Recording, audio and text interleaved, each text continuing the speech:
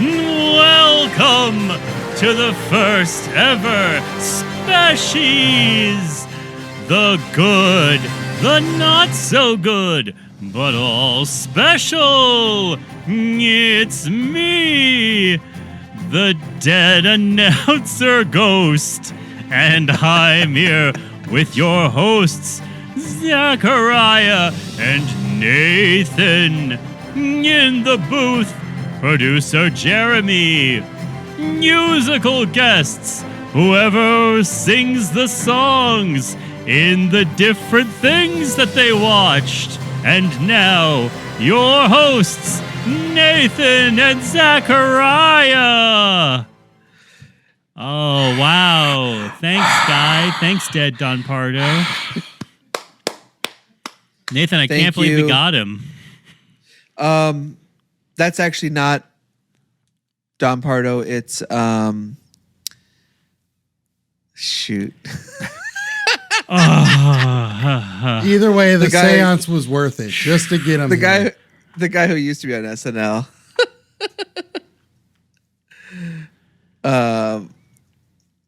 Dang it! Jokes. No, hold on, Daryl everyone. Hammond. Hold on. Here we go. Starting over. Yeah. That's rolling. actually not Don Pardo. That is Daryl Hammond. We got Daryl Hammond for that. Thank you. I read that off the cue card. From Hammond and Oates. Yes, it's time for the first ever Speshies. Nathan and I wrapping up season 1 by talking about our superlatives for our favorite things, our Speshie Awards for who did the best, and of course, our Razzies. Baby. Stunk up the toilet. And these are all things that we have watched within this first season of the show. So you won't be hearing us talk about, Super Bowls or WrestleManias or, Roots. No, as we're I not going to be so often want to. We're not going to be talking about Super Bowls like we normally do. We're not going to be talking about brand new things. We're not going to be talking about the last season of Bates Motel or House. You won't hear me mention one time anything about something we haven't talked about on this show. Daryl Hammond? Oh, okay. Daryl, at one time, I will give you one Daryl Hammond reference. Now you were very hot on. I had a couple ideas for categories, and then, excuse me, you were like a dog with an old sock, just couldn't let go, and you have many more categories that you cooked up. So what I found was that there were only a couple of options in each category to choose from. Yeah, I noticed so it was that very too. easy to choose. Sure. Turns out if you only watch 60 things, there's not very much variety. This is not like a Bill Maher podcast. There is not much variety within the things we've watched. I disagree with that. We watched Waco, and we watched a Santa Claus animation, and we watched Coneheads. Are you saying that this podcast has broken all the rules? Yeah, we're the Bill Maher. We're like two Bill Mahers. This is our Club Random. Not new rules. It's 2 rules. 2 rules?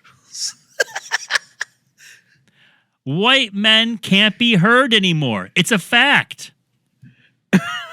And old white men are always being made fun of. Now, Nathan, do you want to kick off these categories? I do. Okay. I'm let me just hold on. I can't see the cue cards. Mm-hmm. Okay. Sorry, we got a new guy in here for the cues. So introducing tonight's first category is me, Nathan, and my co-host Zachariah. And a lot of times when you're looking in life and you see things, it's in live action, right? It's like when I see you, I can see you. You're like a real person, right? Right. But people could say that we're drawn together. That's right. But sometimes I just want to see things inked and colored and animated. And so tonight we're bringing you the best animated special that we watched. All right. And what did you choose? And we're not reading nominees. That's right. I have not gone through and listed all the nominees. No, nor will we. Okay, so for best animated special, look, we've watched some things that are pretty cool. We've watched some things that have taken years off my life. I had a hard time picking this because at first I was saying, well, is there anything if I'm taking it seriously and saying what's the best, what would I really go back and rewatch again or recommend to people? And at first I was thinking, is it going to be the life and adventures of Santa Claus because of all the great character design, the Rankin Bass, all the crazy forest creatures? And then as I remembered, oh yeah, I wasn't really crazy about the story. And then I realized, if we're talking about things that we've seen on this show that really encapsulate the spirit of what we do here, I have to say the best animated special is Rhapsody Street Kids. Because that program is unlike anything else that you would ever expect to see broadcast on television. It has an amazing backstory that you can tell your friends. And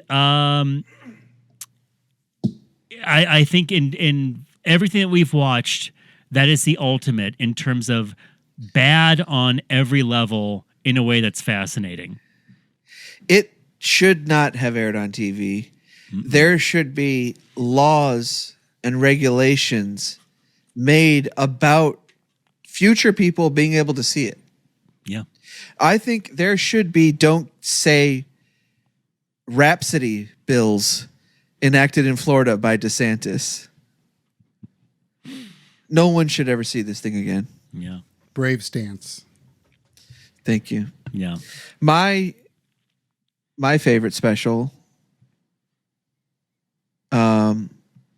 actually was The Life and Adventures of Santa Claus. Even though, as you say, it wasn't the story was lacking, I think being due to the fact that they're redoing a book and not really having all the all of the resources you would need to take on a book of that size and scope. But the characters, the animation, everything was so cool and crazy and so much more interesting than what we see these days that I had to go with it. Hey, I agree.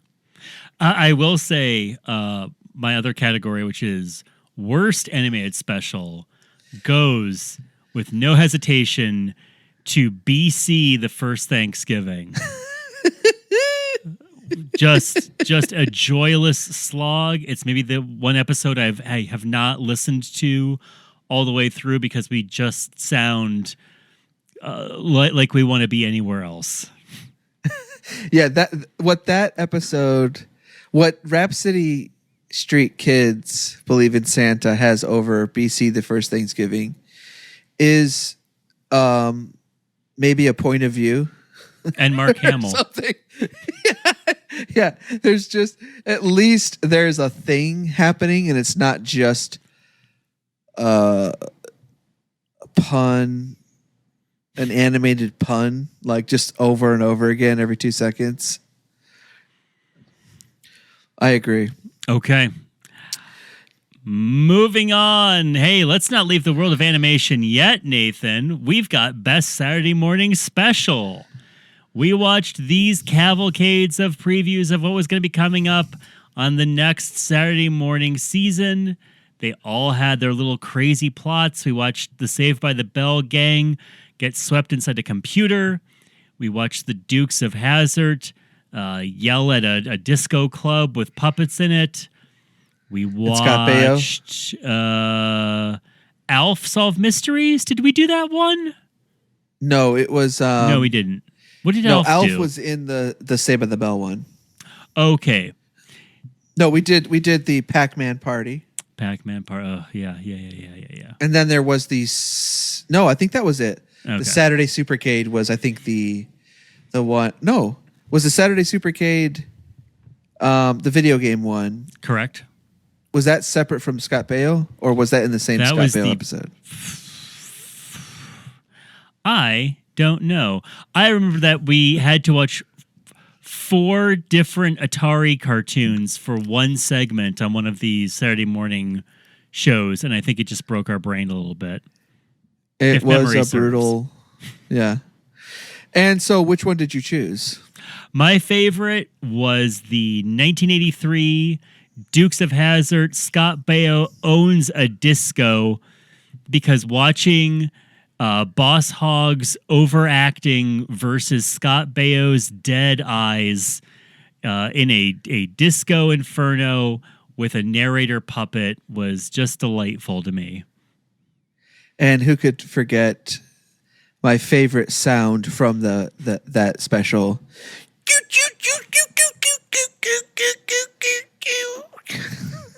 And don't forget all of the license-free Michael Jackson songs that just play constantly. That's right. My favorite was, I think you'll maybe guess. Which one? Probably the one with Lester, the ventriloquist dummy in it, right? I'm a huge Lester fan, that's for sure. That's gotta be it.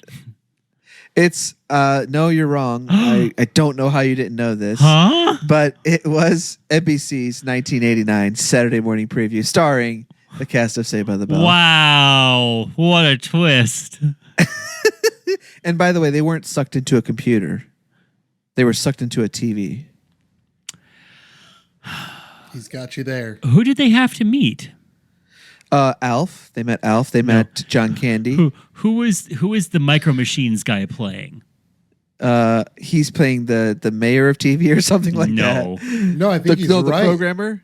Yeah, I think he's like the king of the internet, isn't he? No. He's the king. No, that's Sherman Hemsley.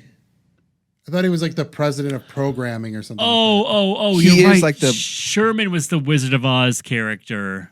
Yeah. Yes. Okay. Sorry, we met so many delightful characters on our journey. I can't keep track of them all.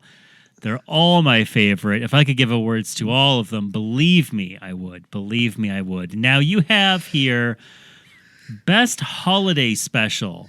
That's right. And now this is a very special category because I didn't pick one. Because this kind of it bled over into everything else for me. So I didn't have one. This was trickier in the sense that some of the stuff like a lot of the Halloween stuff we talked about weren't necessarily holiday specials, but they were aired for the Halloween season.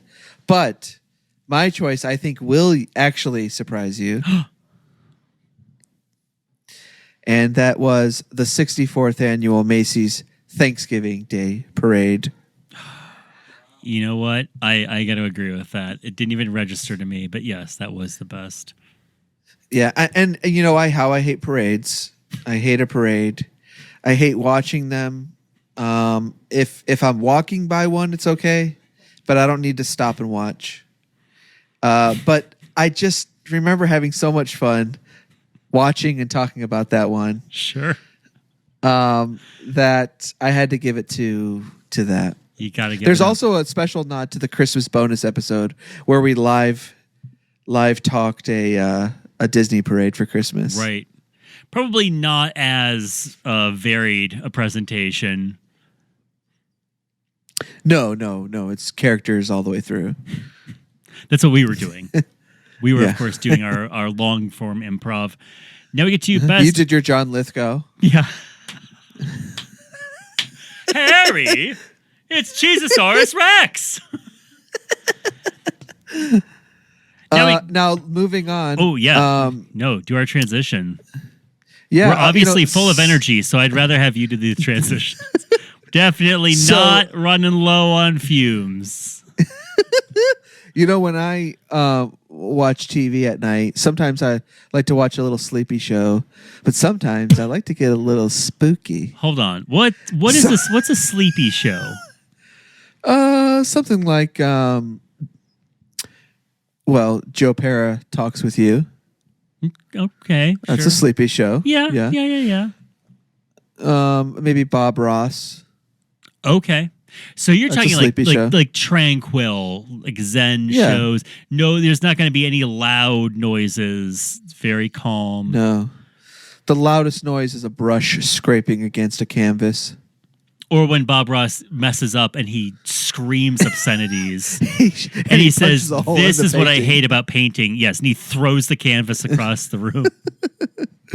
But on those nights when I'm not ready for bed, I'm sorry, I have one more question. I realize this is stop and start. The baseball hat. This is all on the cue cards. People don't realize this entire show is pre-scripted. Yeah. That's why it takes a long time between episodes. So we're going over it again and again, breaking the story. First and second and third drafts. The baseball hat that's sitting next to you on your cabinet, is that a Trinity Broadcasting Network hat? No, it is a hat that says pizza.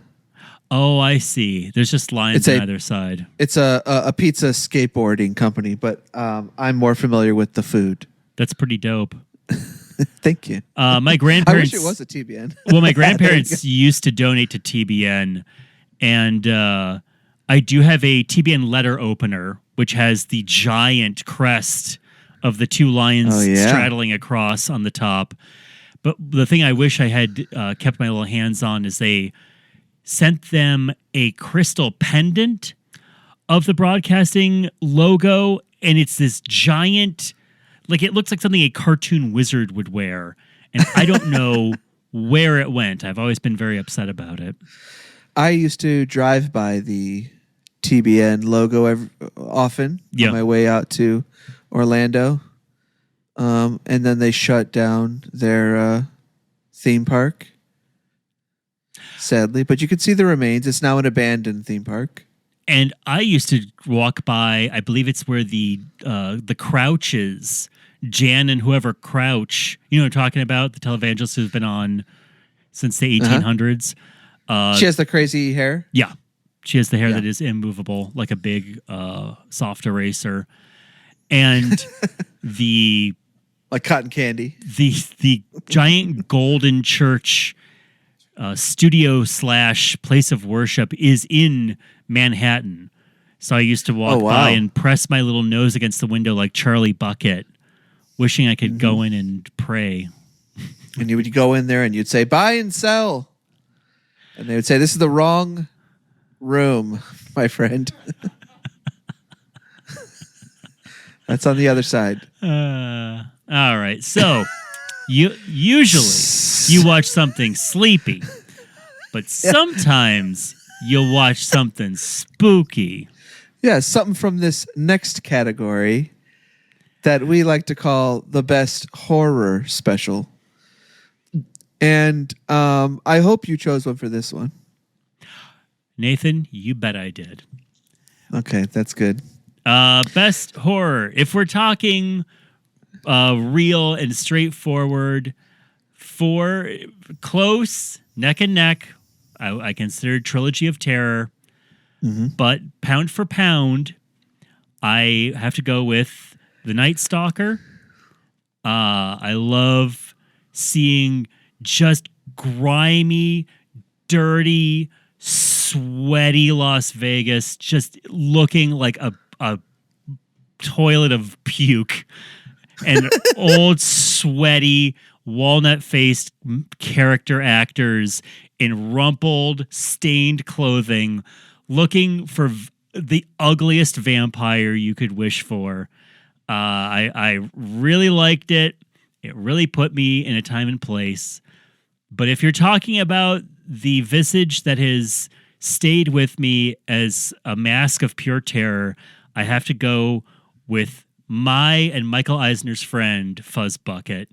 That little rat-faced troll who speaks in a squeaky, lilting voice. And he squeeges himself to life. Very confusing way he's brought to life. Very confusing as to whether he's real or he's an illusion. All I know is he's all the worst parts of a possum, but he walks upright and he's too big. And he almost was as big as Mickey Mouse at one point. Is that in the intro? No, Mickey is just such a huge fan of his. Mickey Mouse says the introduction. Someone asked Mickey who their favorite Disney mascot was, or who the best Disney mascot was. Sorry. And Mickey said, sorry. Somebody said in an interview with Mickey Mouse, who's the best mascot? Yeah, and who's the best Disney character mascot? And Mickey said, okay, I don't know. You'll have to ask Fuzz Bucket.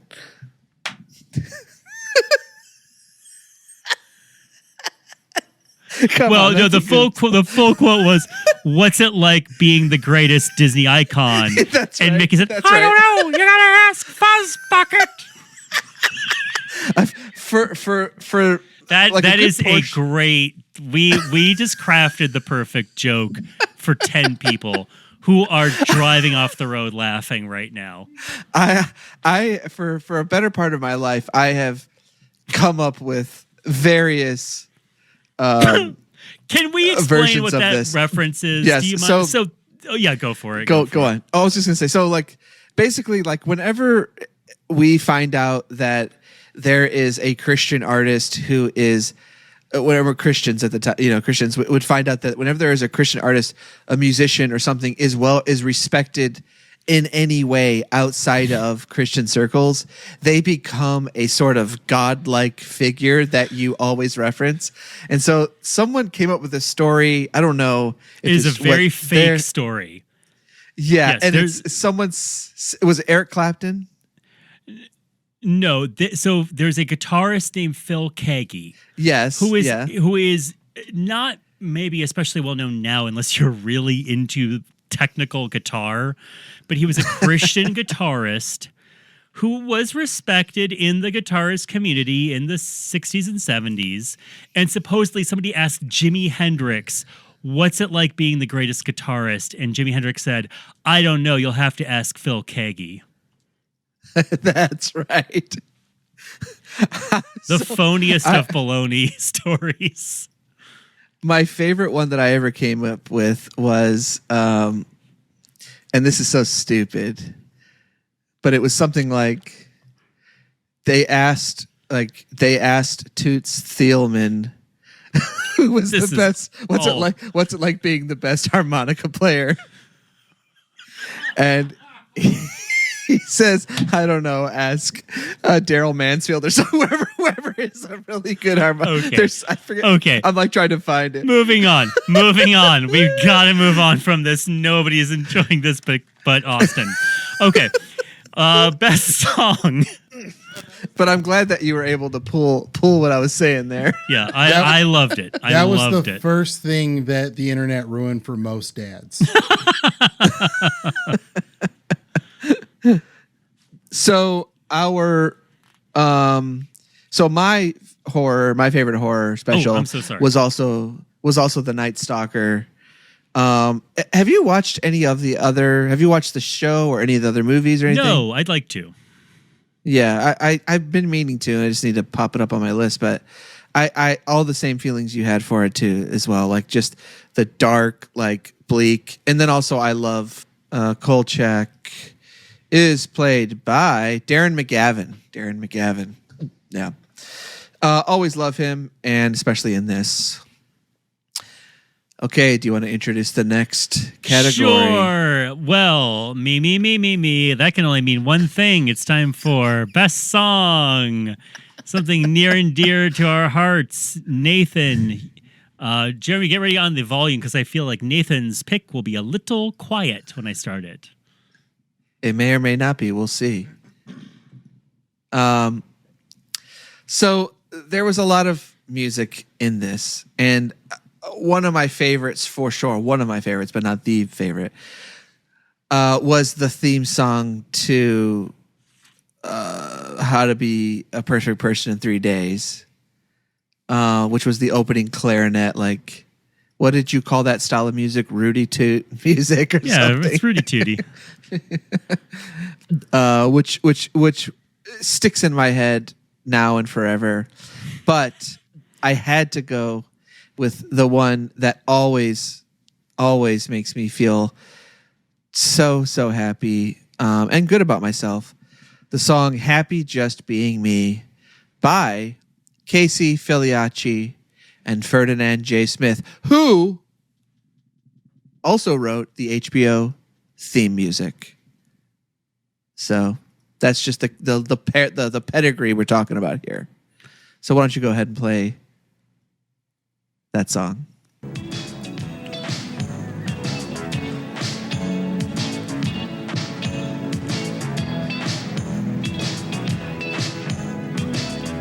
Yeah, turn it up.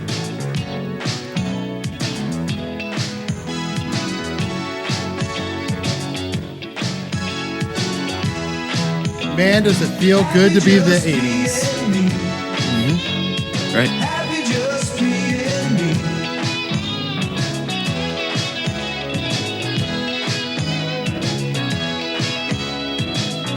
I'm happy being me. There's times I feel like trying. Also, this is the credits I'm playing. As the credits are going on, I'm just laughing, going like, oh, right, William H. Macy was in this playing a turtle. Oh, my God, yeah. And Sam Waterston. Oh, yeah.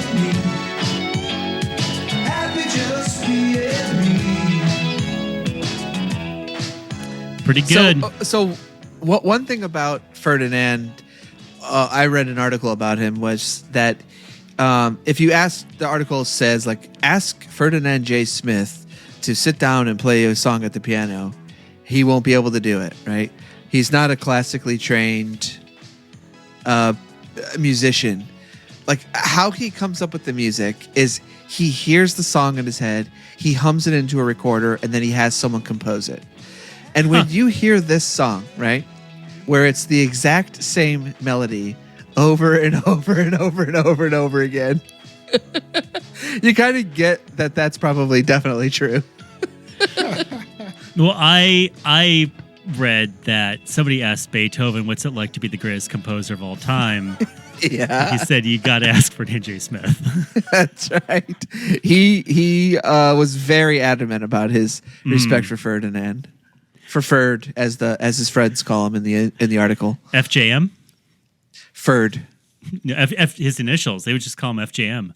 You got to get FJM on this. In the article, they actually called him Ferd. Ferd? Yeah. Oof. That's what his friends called him. Oof. My pick, look, the song is so catchy, they named the special after it. Okay.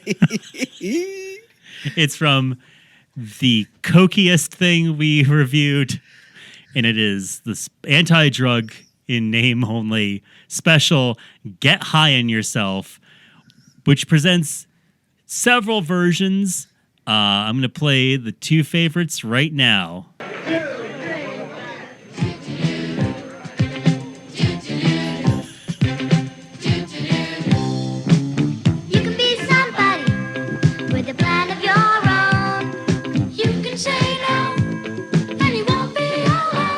Poor boy. You can make yourself get higher than you have ever known. When you're making up your own mind, doing things your own way, setting up your own style. Being yourself. Being yourself. Being yourself. You can be somebody with your own point of view. So, not only do you get to see all these children sing, but you get to hear the frog-throated Paul Newman sing. Being yourself. Be yourself. Being yourself. And then who do we get? That is Well, we get old Ted Nugent gives his take on the song. How's that, boys? Come on!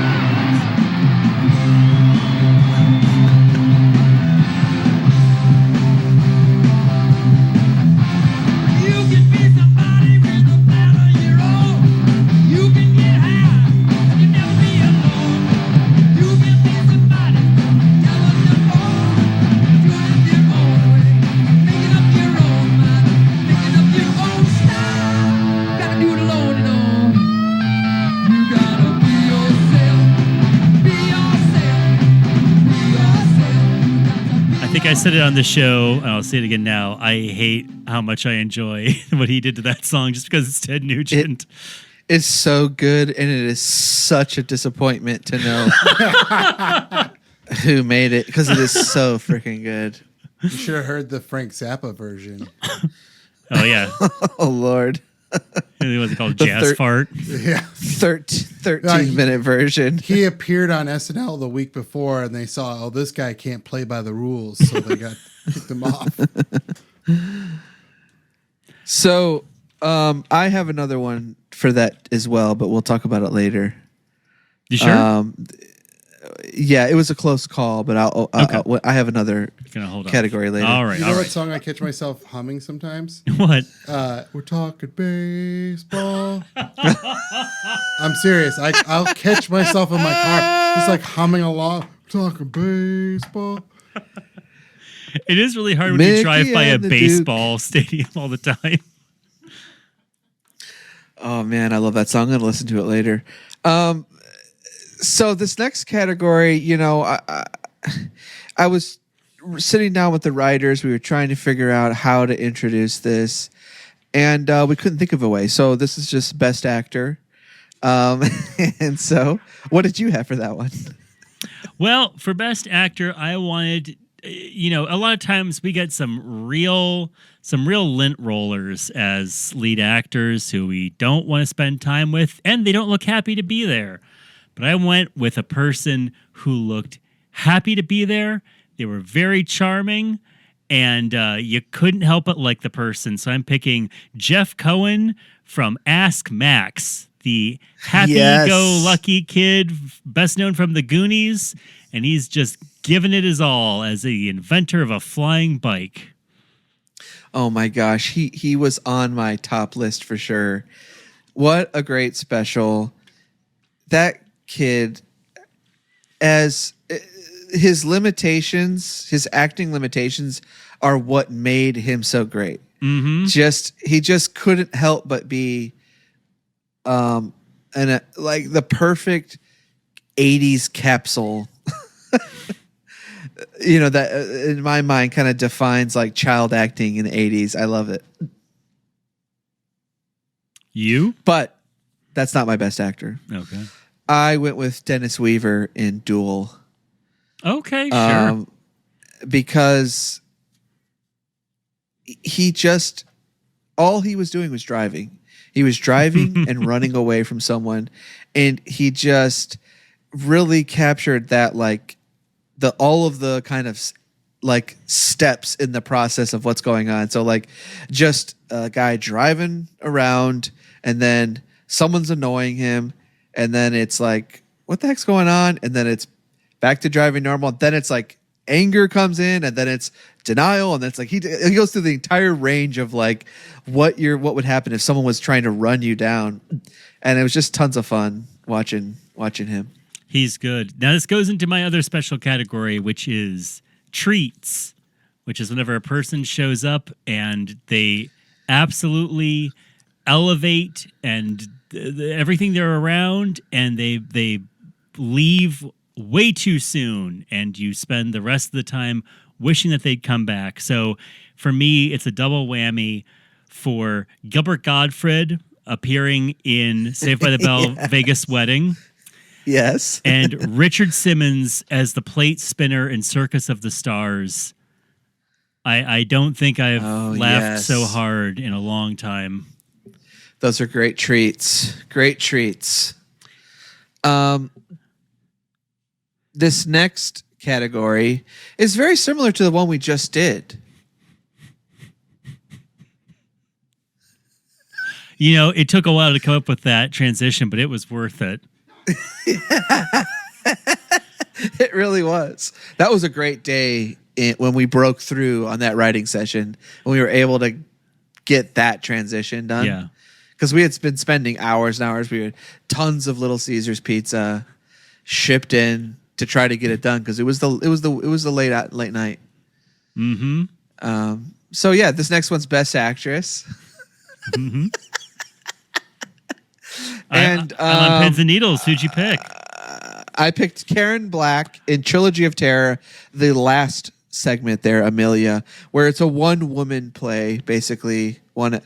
And she just freaking, I don't know how she does it. It's her and a puppet, and she just nails it. Well, Nathan, we're of the same mind on this because I also gave it to Karen Black for the entire film, even though I don't like all the segments. It's not her fault. She's giving 4 very different performances, and she does great, and she holds that whole thing together through sheer force of will. Ooh, can I? Since you guys picked the same one, can I chime in? Please. The girl who got murdered in Bad Ronnie. In Bad Ronald. Bad Ronald. Yeah. That's your favorite actor? That's my favorite one. Okay. The little bully kid. Oh man, she got under my skin. It was like reliving childhood trauma when she was on the screen. She nailed it. Wow. Okay. I wanted her dead. Let me ask you this, Jeremy. Is that the only special you actually watched? No, he's watched other ones. I watched the D&D one.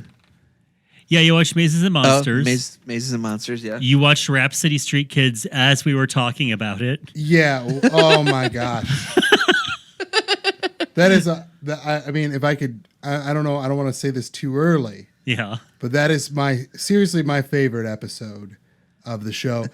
Because the story behind that whole thing coming together is so bizarre on so many levels.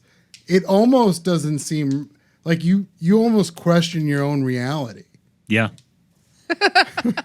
Am I real? Am I also a computer animated stock character? And then I started talking. I went home and I couldn't stop talking. Like, my wife's like, what is it, honey? I'm like, Grandma. Now, for this next category, I would like to ask for the ghost of Don Pardo to introduce this one because it is the big time, the big one. Can we? There we go. It's me. My soul cannot rest. It's time for Best Special.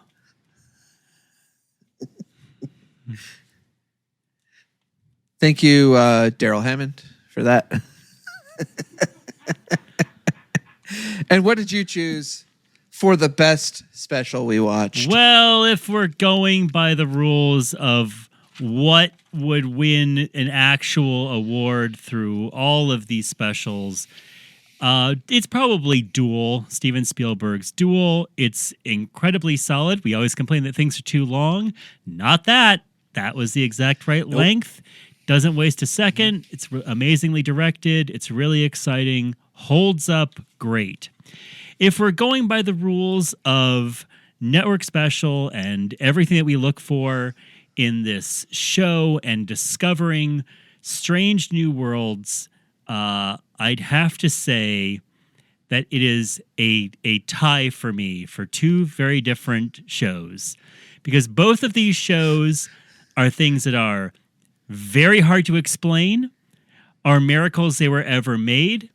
They will never be made again. They have a bunch of celebrities that you can't believe are in it. And they just keep delivering jaw-dropping weirdness. So I have a tie for Shangri-La Plaza. Oh, no. And Get High on Yourself. 2 man. absolutely bizarre pieces of television that if you show them to people, you can't just watch a little bit of it and say, okay, I get it. You watch it and it keeps unfolding in various incredible and bizarre ways. Yes. Gosh, both of those were something else, that's for sure. I went with a classic for me because this is kind of like when I first started getting into TV specials and the phenomenon of the made-for-TV movie and thinking about it as an actual kind of genre of thing. We started talking about this podcast. What would we talk about and stuff? This one is the one that always comes to mind. Whenever anyone asks me about the podcast, what do we do? I try to explain to them what it is, and they're kind of, like, oh, that's interesting. But then when I give an example of something we watch, I always give this one example, and they're always like, whoa, that's crazy. How come I've never seen that or heard about it? And it's one that I've watched multiple times, and I will watch over and over again if I want, if I so choose. Thank you. You can't tell me what I could watch. And that is the speech going long? Oh, great! Are you playing him off the stage? Sorry, it's Bad Ronald. Oh, okay. Bad Ronald every time. I just love the freaking crazy story. If I read books, I'd probably try to read the book. Yeah, don't try. Okay. And I love the actors in it. I love all the stuff. It's just one of my favorite TV specials for sure. It's definitely something I've gotten a lot of comments about after the fact because people have gone and searched it out, and all of them, come away weirdly shook from that movie. Yeah, it's always fun to watch a movie that makes me feel something. And Bad Ronald, you made me feel again. You made this old stone heart pump. It's like oddly plausible. That's the thing that's like shocking about it. Bad Ronald? Yeah. Okay. Maybe. It does feel like if someone locked you in a cellar and then went to go get surgery and died, that you would get stuck in there and you would have no idea. You know the weird thing about Bad Ronald that I don't think we even talked about because it didn't occur to me until now? It seems like the kind of thing that you would think about as a kid. Because the idea of being alone in your house when you're a kid is so exhilarating and kind of frightening. Oh, yeah. So it's almost that, like, what if mom and dad never came back? And I'd have to become a serial killer. Yeah. You either become Kevin McAllister from Home Alone, or you become a serial killer like Bad Ronald. Bad Ronald. That was the original quote in Dark Knight. Oh, it was? Yeah. You either become a Kevin McAllister or a Bad Ronald. That's a really good Heath Ledger. Thanks. Were you doing Heath Ledger as the Joker? Because that sounded way more like Heath Ledger to me. That was, Heath Ledger just tried to do an American accent. It's me. That was Heath Ledger in Brokeback Mountain. Yeah. I'm really surprised by your choice, too. I thought for sure it would be like the MC Hammer story or Hollywood Dog. I considered Hollywood Dog. I did consider Hollywood Dog. Definitely not Hollywood Dog for me, sure. So it's Hollywood Dog is incredible, but it is so painful. I mean, not that Shangri-La Plaza isn't, but something about Hollywood Dog is truly grating. Which is worse, Hollywood Dog or Puchinsky? Hollywood Dog, Hollywood right? Dog. The photo finish. They're both. It is insane that we covered two failed sitcom pilots with dogs that aren't real. Talking dogs. You still haven't covered that pilot, the Norman Lear dog sitcom where everyone dressed in dog costumes. It's just like All in the Family, but everyone's a dog. Is and it's this true? actors dresses like in Cats. Like, yes. Are you serious? Yeah. Oh my gosh. Sorry. Wow. Give me one of your extra, because we have other superlatives. I have a couple. Give me one of them. I have I'm gonna about look this up. Yeah. So, best splooge scene. Star Wars Holiday Special. Star Wars Holiday Special. Sure. There's got to be a more elegant way to put that, though. Not when you're talking about Itchy. The best orgasm, for sure. You could have said Was wowie Itchy. zowie or something. Give us some pizzazz here. Itchy watching his little porn machine in VR machine in the Star Wars Holiday Special. Okay. Now I can tell you that I'm going to send you a message right now. This was a show started by Norman Lear, who, started All in the Family, called A Dog's Life in 1979. And it stars Barney Martin, who played Seinfeld's dad on Seinfeld. And everyone is dressed up in dog suits. And it's really gross Can looking. you please play this clip that you just sent me? The only problem is that this is going to be a clip from one of those ABC's "You won't believe this got shown on air." So it's going to have the narrator. Oh, okay. Okay. Never mind. That's Shows just a like All jokey in the narrator. Family and Maude. Producer Norman Lear was ready to redefine the TV sitcom once again. Well, looks like a nice day. I woke up this morning. I guess it was the usual time. I don't know for sure. I can't tell time. I'm a dog. In A Dog's Life, actors in dog suits barked one-liners at each other Iris! Iris! Iris! and commented on society, relationships, and politics from a canine perspective. You see, I thought that clip was like an advertisement for it. No, I wish. Also, like the movie Cats, so the guy playing the lead dog is this very dumpy, Zero Mostel looking guy in a big bulky wig, and then all of the women look like they have body paint airbrushed onto them, like their breasts are all highlighted with fur. They're all hot. Anyway, so yeah, look up A Dog's Life. Why not? McGurk, A Dog's Life. One of my other awards goes to Best Animated Corpse, and that is Bob Hope for hosting his special Bob Hope on the Road to China. Great to see old bleary eyes out and being very, very culturally sensitive and helping out a lot with diplomacy. He earned it. Nathan, let's rapid fire through the rest of these superlatives. How many more you got? Just two, not very much. All right, let's do this. Next one. This last one, the second one to last one is best special celebrating the opening of a Canadian stadium with a retractable dome. Mm-hmm. And that went to Shangri-La Plaza. Shangri-La Plaza. Okay. Second runner up is the opening of Sky Dome, a celebration. And if it's okay. Yeah. If we have time, can you please play the link I sent you? Yeah, this was sure. my second best song. Yes, of course. We're of course going to listen to the "Open Up the Dome" song, the 8-minute "Open Up the Dome" song.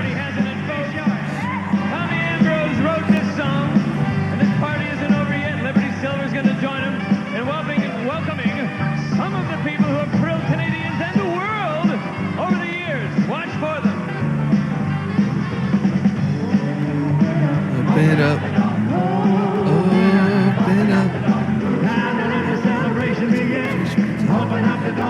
People come in. All right. And Love it. I also have a Open musical Was that award. during the time they were having problems opening up the dome? No, that was where the dome was fully open and they were being poured on by rain. Oh, that's right. The reason why you have a dome. Stretch for time. Briefly, I will say that tied with the Jamie, not Jamie Oliver. What was The Jamie Kennedy. Kennedy. That was got best debacle for me. Skydome and Jamie Kennedy's New Year's Eve. But the other one was worst theme song, and there's a lot of contenders, but I have to give it to the 1983 animated Coneheads show.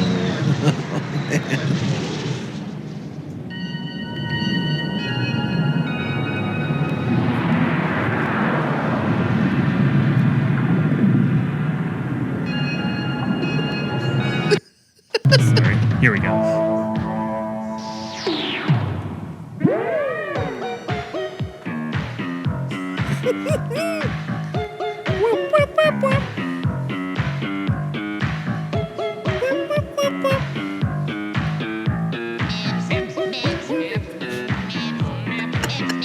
We got the classic catchphrase, Mebs. All right. Feel free to cut that out, Jeremy. No way. That sounds like it was composed, as the kids say. It slaps. That sounds like it was composed by Ferdinand J. Smith, humming into his synthesizer. Now I only have one more. You have one more as well? I have one more. Is yours a real and whammy? That is, you go ahead with yours. Mine's not that big of a whammy. I just wanted to give him a shout out, which is best overall host, which is Jonathan Frakes from Alien Autopsy, Fact or Fiction. Frakes manages to have all his dignity intact hosting that Alien Autopsy show. The man's incredible. What a balancing act. A genius host. Is I would kind have of a him genius. hosting. I would have him hosting everything from that moment on. Mine is, and we can finish with this. Obviously, the worst thing I've ever watched in my life: Rhapsody Street Kids Believe in Santa, and I was in the room when my mom died. Now, is it? This was worse than that. Was it a worse? But didn't you have a worse time watching some of these other things? The second viewing of the ambush in Waco was his close up with this, but this is just I can't put it into words. It is just hideous. It's an affront. But don't you think it's human? So you'd life. rather watch Bill again? I'm saying that choose those words I'm carefully. On an island. If I'm on a desert island, entire Circus of the Stars. Remember how long that was? I'm bringing Circus of the Stars, both of those episodes, to the desert island before I bring Rhapsody Kids. Wow. Okay. I think everyone has to see Rhapsody once before they die. I think people should watch it for sure, but only so that they can have the same kind of misery and depression I have. That's right. As a result. You know, I'm looking through these, and in terms of what I wouldn't watch again, I've seen that Star Wars Holiday Special too many times. I can go without ever seeing a second of that. That's one of those things that sounds fun, and then you watch it, and you're like, oh, Lord, this is endless. Yeah, no thanks. I'm not watching that again. I was so angry at that.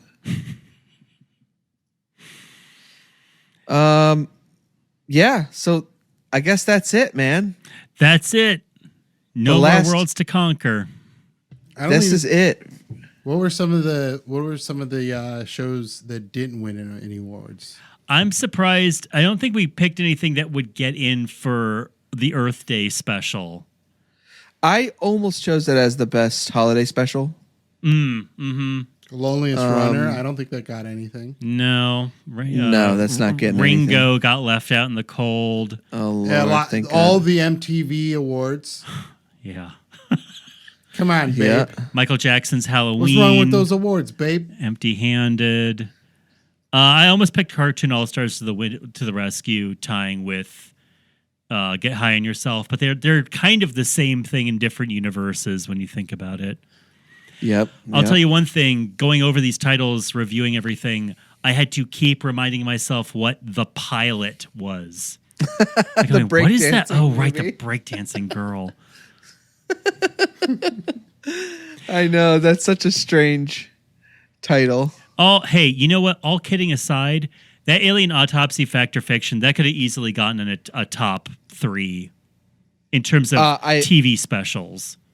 I agree. That's one that had a lot of cultural significance, I think. And it was a lot of fun as well. It's a lot of fun. Yeah. Yeah.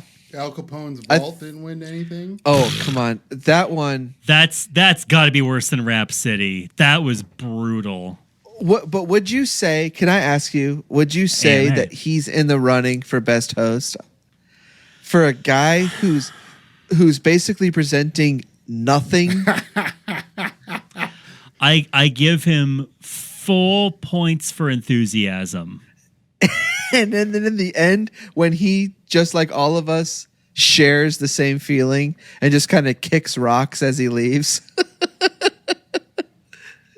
Come on, guys, let's all go to the bar. I would have liked that special more if it had been Geraldo forced to carry and narrate 2 solid hours of looking at dusty rooms. It was all that endless Al Capone history shown in a PowerPoint. When he grabs that Tommy gun and he starts shooting it like he's a real gangster. Sure, right.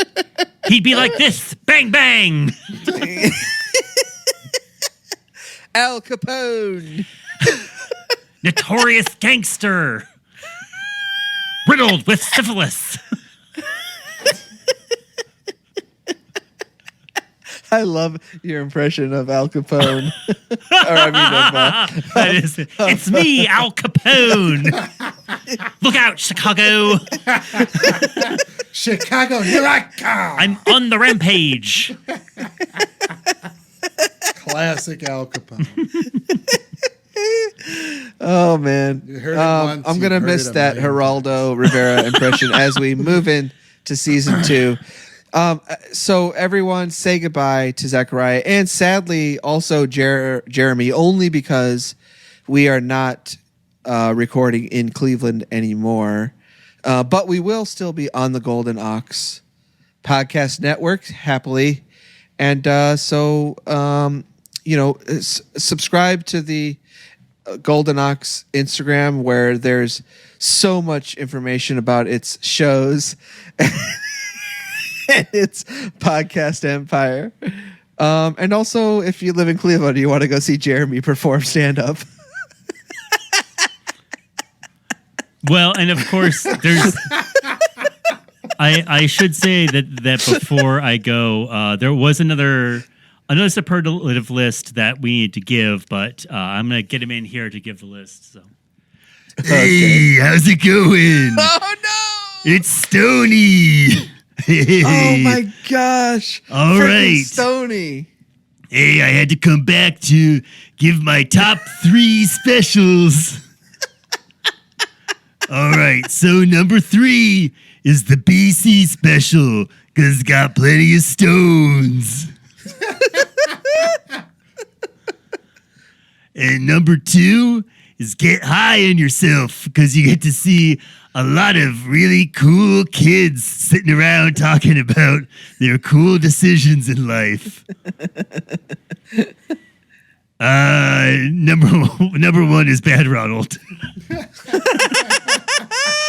So you had the same experience as I did with Bad Ronald. Yeah. First and the best, you know?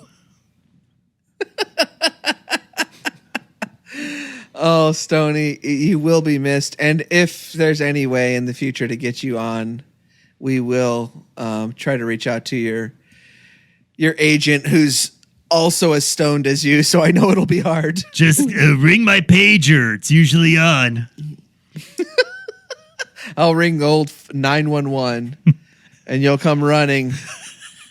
That's how I know some real kind bud. Some dank kush. Oh, yeah. All right. Well, that was it. See ya. Bye. All right, everyone. Thank you so much for tuning in to this scripting episode. We love you all. Goodbye. Bye.